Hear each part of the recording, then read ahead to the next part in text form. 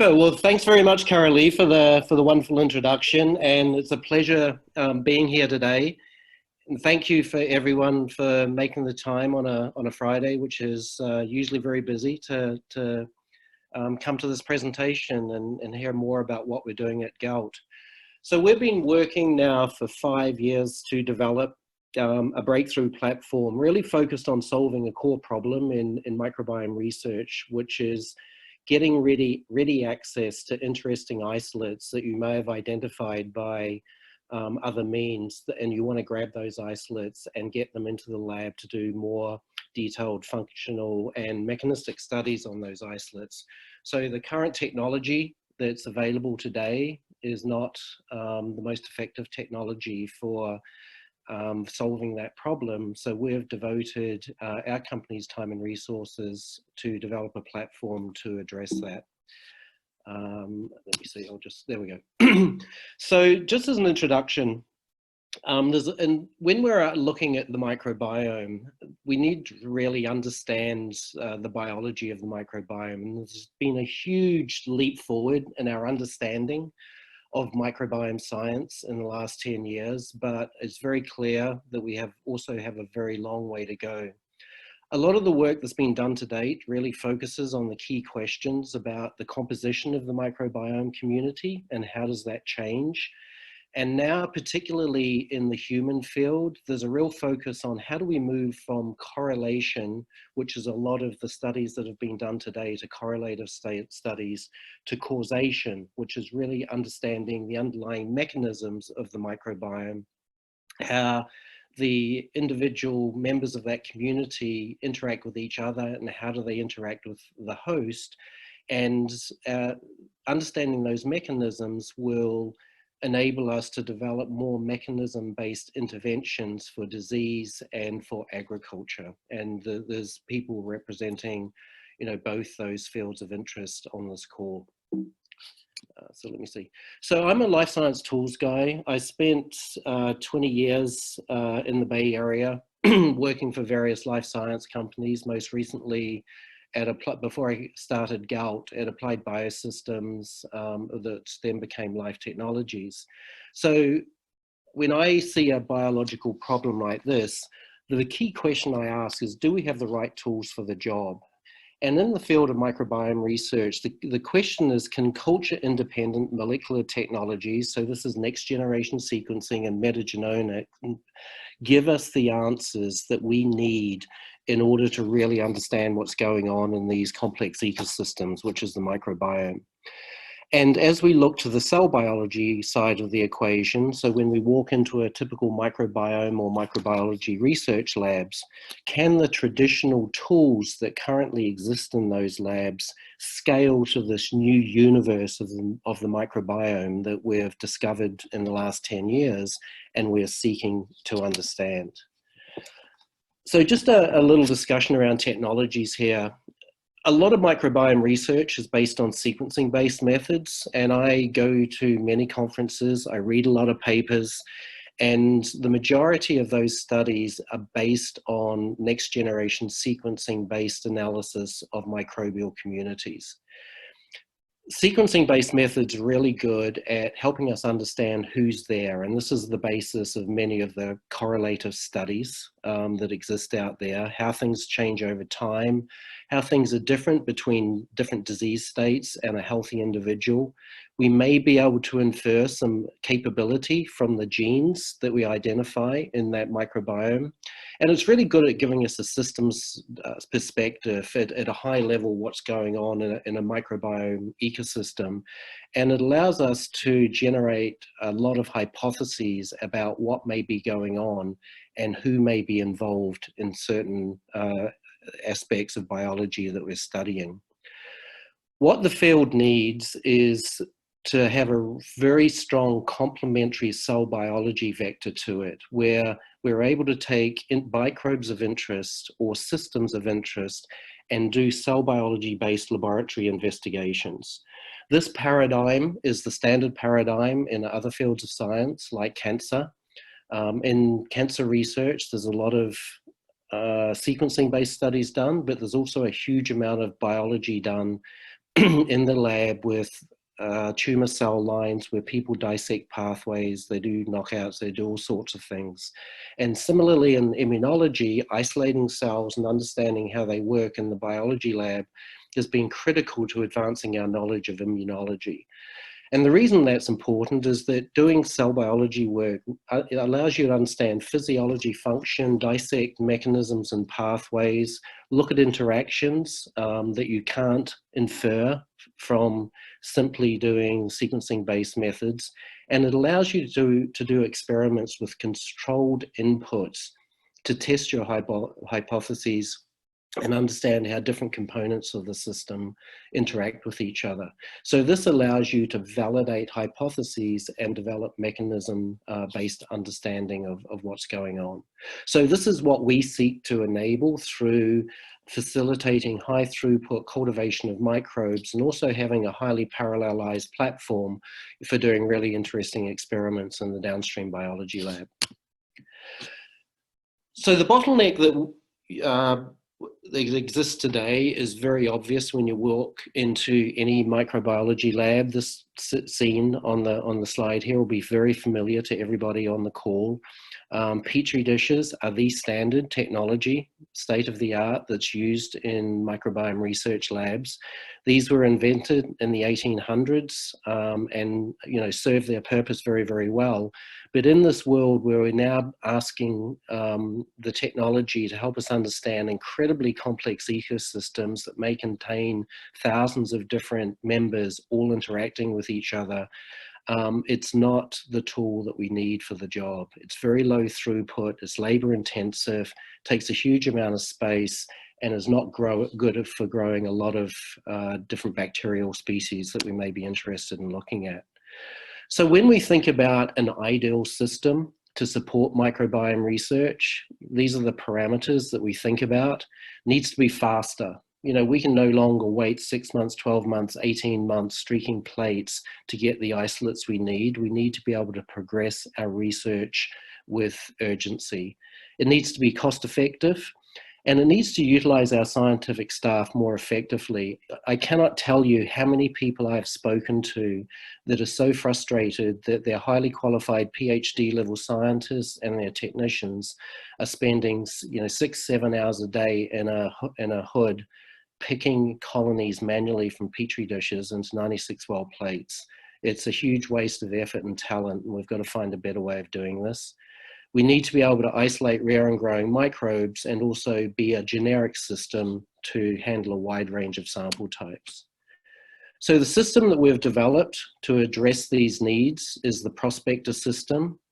It's a high throughput microbial cultivation, isolation, and screening system. It has two core components. It has a high density cultivation array, and you can see an image of the array on the right-hand side, and I'll talk more about that in a minute. And the second core part of it is an instrument system that users use with the array to generate isolates from complex microbiome samples. So just to delve into the array, which is the core of the platform, the current array that we offer now is a 1 by 3 inch slide. So it's a microscope slide format, and engineered into the surface is over 6,000 tiny little growth chambers. So these are nanoscale growth chambers. They're 3 nanoliters each. And the way we use this system is we take a dilute suspension of microbes from a soil or a fecal sample, and that suspension is suspended in growth media and an indicator dye, and we apply it to the surface of the array so that individual bacteria partition into individual growth chambers on the surface of the array. We then seal with a gas permeable membrane and incubate the array for several days. If we're growing Serratia or Pseudomonas, we'll incubate for 24 hours. Gut samples anywhere between 2 and 4 days, and soil samples anywhere from 2 days to normally about 10 days, somewhere in that range. So these individual microbes grow into microcolonies within their microwells. And the key aspect of this is that it addresses one key failing of Petri dishes, is that fast-growing microbes are trapped within their individual microwells, so they don't overgrow the array. And this allows slower growing and rarer bacteria to grow up, be identified, and be harvested from the array. There's an incredible sampling power associated with this device. One array has a sampling power of tens, or in some situations up to 100 Petri dishes. And if you're doing dilution to extinction experiments, one array is equivalent to 60 96 well plates. So just from a space utilization perspective, this greatly increases your ability to do a lot of different experiments in parallel. The second component of the system is the Prospector benchtop system. This the instrument has three major functions. So first of all, it has integrated optics for detection of isolates. So it has fluorescent and colorimetric imaging capability. So the fluorescence has three excitation wavelengths, red, green, and blue. And the optics, what you do is you place the array onto the system. The optical properties of that array are read by the system, and then the second function of the system is to analyze the optical readout from the array and aid the user in identifying isolates that are of interest to the user, and generating a transfer list of microwells that will be harvested and transferred into the 96 well plate. So the third function of the system is to implement that harvesting. So the instrument takes the transfer list and then goes into individual microwells that have been identified through the software and the optical signals, and transfers those step by step into a 96 well plate containing media. And then that plate can be grown up to generate biomass, and you have your isolates for downstream research. The system has been designed specifically to handle both aerobic and anaerobic workflows. So it's small enough to fit into a mid-sized anaerobic chamber. And you have these systems operating routinely in our labs and in an anaerobic environment, processing fecal samples. So just to delve a little bit more into what the technology looks like in real time. So this is a blow up of a section of the array, and indicates a couple of things. So one is the Poisson loading or dilutional loading that we use to load the arrays. So this means that approximately 80% of the microwells do not have living isolates in them, because we dilute the sample out in order to get a single bacteria per microwell. And secondly, you can see the bright green spots on the array, which are the dye that we load with the sample, and it's rizazorin. It's a redox indicator dye that indicates what microwells are occupied by a growing isolate. So this imaging capability and the ability to read dyes, currently we're using it just to identify microwells that contain isolates. But if you have fluorescent reporter systems that identify a particular phenotype or capability or activity of an isolate that you're interested in, you know, in the generic example I use is, for example, amylase production is of interest to some people. If you have a fluorescent reporter system, the assays for that, you can apply it and load it with your microbial solution and use that to do actual on-array screening and go directly to your isolates of interest.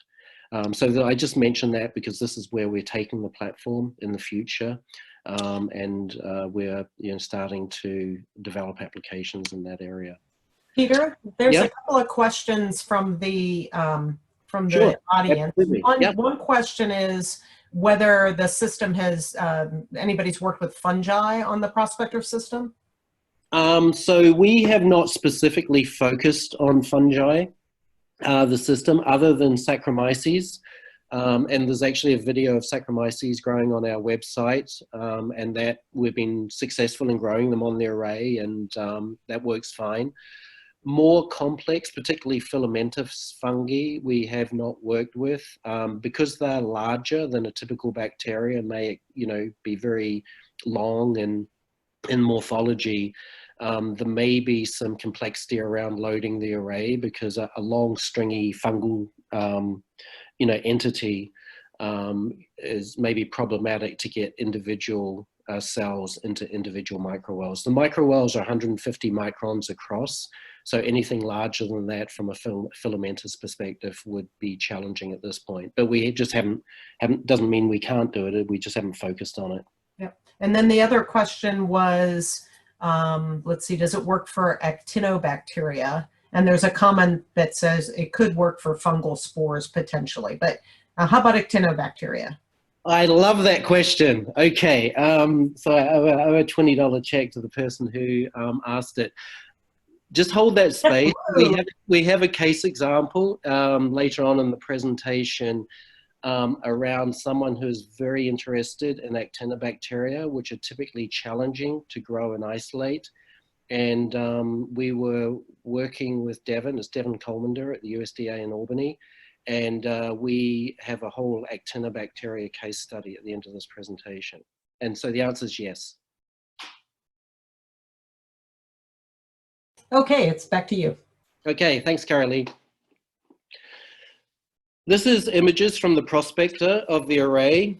So because of the rhizazarin, we read in the green and red channels. So this is a dilute soil sample that's been loaded on an array in R2A with rhizazarin at time 0. So there's no signal in the green channel and a red signal in the red channel.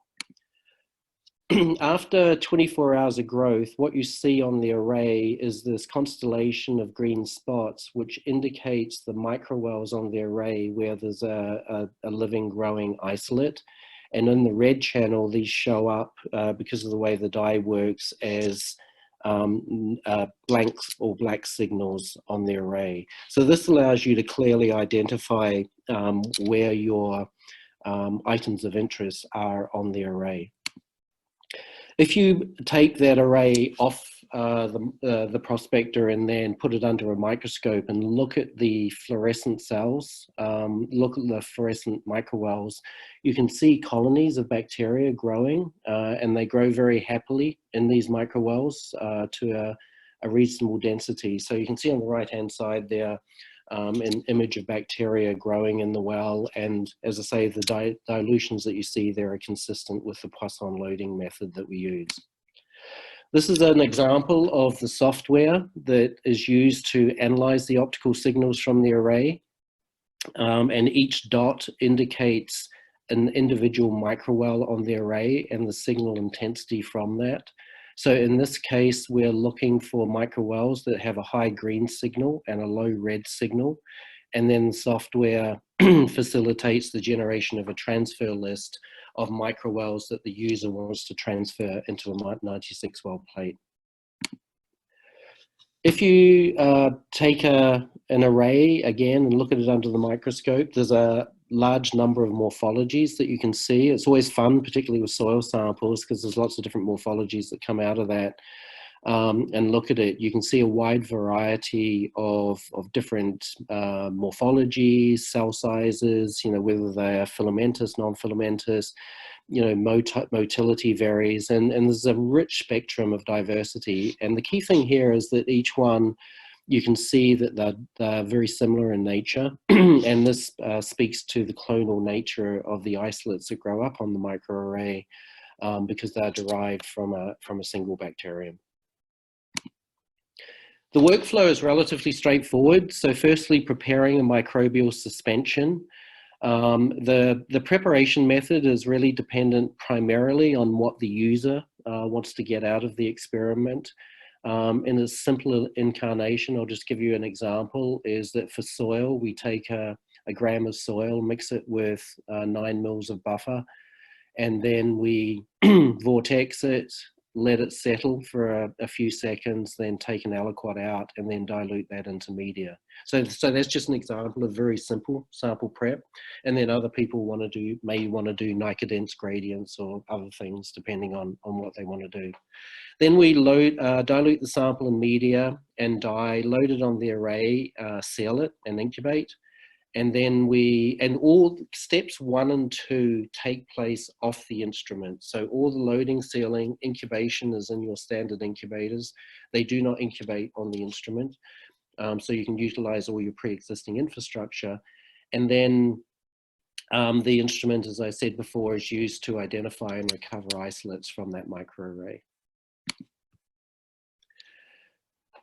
A significant benefit of the system is the reduction in hands-on time, and it goes back to that frustration that I expressed before a lot of people have about having to manually pick colonies. I think there's colony pickers out there that automate this, but for many, many labs, this does not work for various reasons, so they're still picking these by hand. So a lot of the value is the reduction in hands-on time because of the automation of the system, particularly in an anaerobic environment. And we see when we look at different experiments, typically a 70 to 80% reduction in hands-on time. There's also, I mentioned this before, the density element of it. A lot of the reason why people don't do a lot of samples at one time or don't try a lot of media conditions is that they would rapidly have thousands and thousands of Petri dishes or 96-well plates that all have to be handled, moved around, incubated and such like in their labs. Because we have this incredibly high sample density in the device. It's very small, it's easily manipulated, and you have the ability to do a lot more experiments with your current resources. So let's get into the data. That's the platform description. Now I'll go through some data sets that have been generated and then into some case studies. So this is a project we did where I isolated about 1,250 isolates from a local soil sample in the Bay Area where we're located. And the key takeaways from this chart is that we're able to generate a lot of diversity from soil samples. You can see a wide range of different genera have been isolated using the system over these samples. And then the second point is that we easily pick up rare taxa. And on the right-hand side, out of that set of 1,250 samples, there are a number of taxa that we were able to isolate where they were rare in the original sample, and we picked them out, and the number of isolates we got are consistent with their rarity. So this is where we get 1, 2, 3, or 4 examples of these rare genera. And this is just done with standard R2A and a relatively short incubation time. So when we look at that data set, we analyzed it with the perspective of slow-growing bacteria, because slow-growing bacteria are often challenging in complex microbiome samples. And for example, in soil, when we started doing this, we were constantly irritated by Pseudomonas taking over our plates within about a day and a half and obliterating everything else that was on the plate, which made it very, very difficult to isolate anything more. So that was on Petri dishes. We did some early work on that. And then when you use an array-based system, these fast-growing bacteria are trapped in their microwells. So we're able, with this system, to isolate slow growers just as a matter of routine from soil samples. So of those 1,250 isolates in the previous example, these are 254 of those. We did an analysis of the growth dynamics in the literature, are common slow growers, and we were able to pick those up and isolate them as part of our core workflow. Let me see. So for those, so I've included this chart because I know that there's a lot of plant folks on the call. So this is an example of isolating microbes from lettuce roots, both the rhizosphere and the endosphere, and we did this work in about around the middle of last year. And again, we get a lot of diversity coming off the lettuce roots, both from the rhizosphere and the endosphere, and are able to grow those up and isolate them successfully on our system. This is in the anaerobic workflow in Human Gut. So again, this program here, we had 6 samples from the biocollective. That's Martha's team in Colorado provided us with those samples. And about 2,800 isolates identified at quite a high degree of resolution in this. And again, we see a lot of diversity coming off the arrays, and we didn't use any fancy media strategies. The majority of this work was done with GAM and BHI, which are relatively common in standard media in the human gut field. And again, we see diversity, and we also see a number of rare genera being isolated. And I was particularly excited to see Akkermansia coming up. You know, this has some, you know, specific requirements, and just running standard, you know, our standard protocol, we were able to recover an isolate of Akkermansia, and we've actually in other studies, we've done this in other samples that we've looked at. So this is the same data set as the previous slide, and really points to the ability to pick out rare isolates. So the metagenomic data on those samples, the raw samples, was generated by Cosmos ID, and they you know, indicate that a lot of the isolates that we're able to recover from these samples were very, very low abundance based on the metagenomic analysis. For example, on the left-hand side there, Bacteroides fragilis, metagenomics showed a relative abundance of about 0.1%, and we picked out a number of isolates from that. And the lactobacillus underneath that was not even identified in the metagenomics, and we pulled out some examples of that, and similarly with the Enterococcus underneath it. So this is something that's been observed before, where if you have a really good isolation cultivation protocol, you will pick out and identify and isolate taxa that don't even show up in the original metagenomics. So the value of taking cultivation-based approaches, as well as the ones I talked about before, is that you get another lens into the microbiome and illuminate aspects of that community that you may not pick up using sequencing-based approaches. And here's a really fun study we did with Jonathan Eisen and Raquel Pisotto at UC Davis. They're very interested in generating isolates from coral, and particularly looking at the potential for using a microbiome-based treatment or probiotic, whatever you like to call it, to make coral more resistant to bleaching. So they're interested in generating a lot of isolates from coral and then assessing those within the context of their research. So we got some coral samples and again run them through our workflow. And again, we're able to generate a lot of diversity and interesting species from those samples. That was a significant improvement over what they could do with standard methodologies. So those are just some examples of, you know, different data sets and different sample types for the system. So now I'll move into some case examples. So this is the one that really focuses on Actinobacteria, which is a taxa of interest to a lot of people, has some very interesting properties. So we were working, or are working with Devin Coleman. He's a PI at the USDA in Albany in the Bay Area. And he's very interested in studying sorghum, which is a crop plant, and particularly how microbes may be utilized to improve sorghum's resistance to abiotic stress, particularly drought.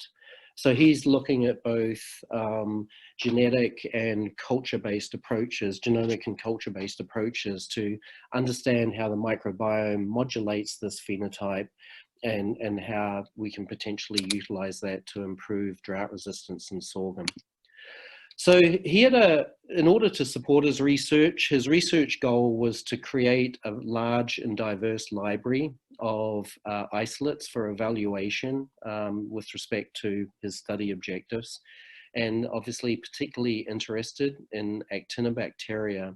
The problem is that in order to generate that library of isolates for evaluation, he was using Petri dishes, which was incredibly manual, low throughput, very high overhead in terms of space. And it was taking a long time to develop his library of actinobacteria from which he could draw upon to do his downstream biology studies. So we placed a prospector in Devin's lab, and previously his lab had been using Petri dish-based methods to generate an isolate collection. And over 2 years, using manual methods, they generated a strain collection of about 400 isolates, of which 75% of those were actinobacteria. We placed a prospector in his laboratory, and within 3 months, he had developed an additional strain collection of 1,500 isolates. And it had a similar quality with respect to percentage actinobacteria as the manual methods. So this was a tremendous boost to Devin's research. Going in there, we were able to work with him using the prospector to generate that library, which was the foundation for his research in 3 months. And it would have taken him at least another couple of years to do that using current methods. So we accelerated his program by, the prospector system accelerated his program by at least 2 years, and saved his lab a huge amount of hands-on time, post-op time, manually picking those isolates. So now, not only do they have the collection available to them to work on, but they can focus their time and activities on doing biological research rather than just manually generating strains. So there's a second example here around some work that Joe Edwards has been doing. So Joe is a postdoc at the Unger Lab at the University of Texas in Austin. And Joe's focused on understanding the root microbiome of switchgrass, which is a very important biofuel crop. And particularly, he's looking at understanding the genomics of switchgrass, and particularly, identifying genomic loci that may be responsible for driving the interaction between the switchgrass plant and the root microbiome. So it's understanding this whole backwards and forwards and connection between the genetics of the host plant and the genetics and activity of the microbiome, and understanding how they influence each other to drive the microbiome community in the root of switchgrass plants. So he's generated some GWAS data on SNPs and looked at how those SNPs in switchgrass are associated with the abundance of specific root-associated microbes. And the goal is to isolate and cultivate those microbes that have interesting hits, and then do a lot of follow-on biological experiments, look at the interaction between different plants having different SNPs with the microbiome. And there's a whole bunch of biology once you have those isolates that you can do. So this is really an interesting study because it exemplifies that iteration between genomic information and cell biology and isolate information, and feed backwards and forwards between those two, and opens up whole new areas for doing interesting biology. The problem that Joe was faced with is that using current methods, they were not useful in generating the isolates that he needed. So he was getting very low diversity of isolates that he was cultivating using Petri dishes, and the ones he was getting were not relevant to the biology of the system he was studying, and was investing a huge amount of time doing that, and primarily getting Bacillus and Pseudomonas off those plates. And it was a very manual workflow. So we processed some samples from Joe, and quickly able to generate a diverse collection of genera from those root, kind of soil samples from the roots there, and generated a number of different species representing 48 different genera. And when Joe looked at those isolates that we sent him in more detail, 27% of those isolates had sequence similarity to isolates of interest that he had identified through his metagenomic studies that may be connected to or influenced by the SNPs that he had studied in the switchgrass plants. So this was an exciting, a set of data, and then we're continuing to, Joe's continuing to work on those isolates to further his research. So this is a specific example of looking at SNPs in chromosomes in the switchgrass plant, and then mapping how they correlate to one individual taxa. The Bradyrhizobium had come up on his radar screen, and one of the isolates that we were isolated on the Prospector system was a Bradyrhizobium isolate, and then this correlated closely to what he had identified as being connected potentially to SNPs in switchgrass. So he's able now to take that isolate and take it into further study. Let me see. Okay, so Joe's feedback on the system was that the Prospector enabled from the data and the isolates we sent him, he's really excited about the Prospector enabling him to quickly attain a diverse set of relevant isolates to his biology. And again, this would save him 2 or 3 years of tedious study just generating that library. This is very analogous to Devin's example. He now can quickly generate that library and proceed with the real meat of his research. So the third and last case study here is a human microbiome example. This is some work we did with Symbiome, which is a microbiome company in San Francisco. It's Larry Weiss. They're a fantastic team with Larry, Julia, Yvette, and Huang, and studying human skin microbiome.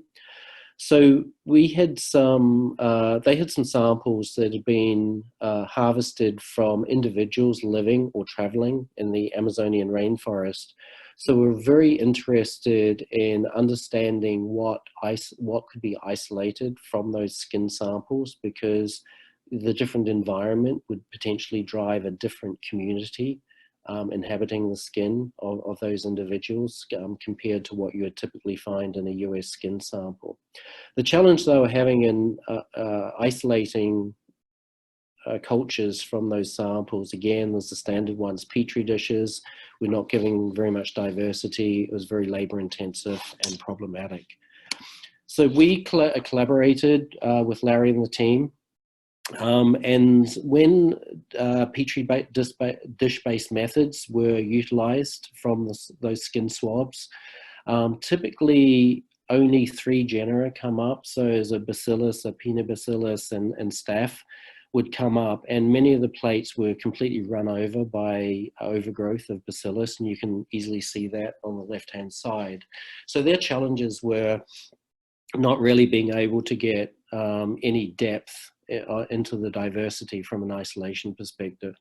So again, we took those samples and run them through our Prospector workflow, and we're able to generate multiple genera, 8 distinct genera, including Lefsonia, which was quite common in the Prospector isolates and was never seen on the agar plates. But generating a richer set of diversity that really enable the team to do what they want to do downstream from that they couldn't do with the results of the agar plate. Good. So in summary, the platform that we've developed is really focused on facilitating easier access to diversity in microbiome samples, so that people can generate those isolates and then take them downstream and do the real cell biology that we need to do as a field to drive from a correlative-based understanding of what may be going on in a microbiome to a mechanism-based understanding of what actually is going on in a microbiome and how it influences agriculture and plants and animals and such like, and also how it influences human health and wellness and disease. So thank you for your attention.